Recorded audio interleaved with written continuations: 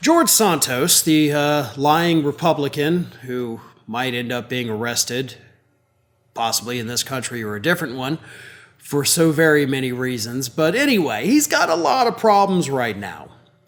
But another problem that is actually brewing behind the scenes with George Santos are his staffers.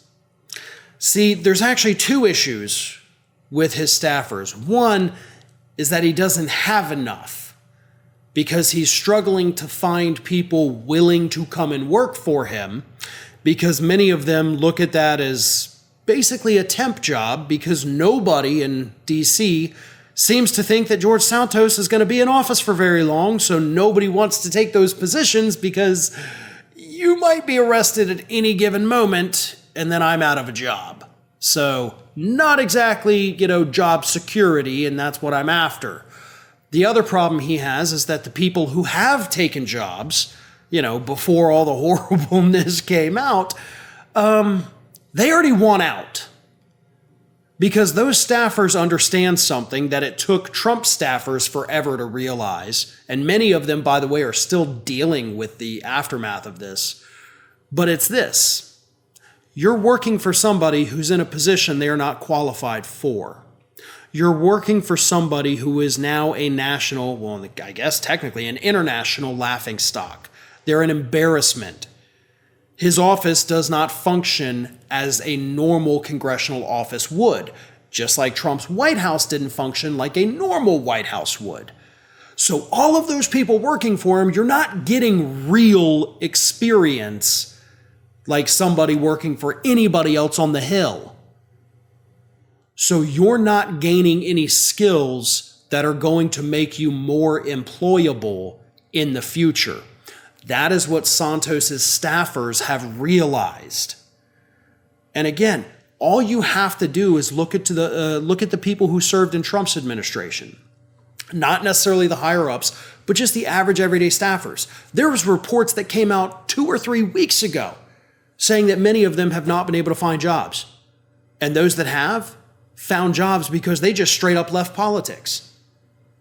Because again, you're working in an office that is inherently dysfunctional. You're not getting real experience that would help you if you move to another presidential administration or to an office in Congress. And so that is the problem. That is the worry that these Santos staffers have. Basically, the longer you stay with him, the more his stink gets on you. And it's going to be very hard to wash the stink off. And that's the situation they're in. At the same time, they need jobs, they need money, they have to survive and provide for themselves, so they're stuck between a rock and a hard place. Basically sitting there thinking, okay, we've got to do this, but maybe he can kind of get kicked out soon enough. Then whoever replaces him, maybe we could work on that staff. Maybe there's another office in Congress we can move over to so we don't have to put this on our resumes.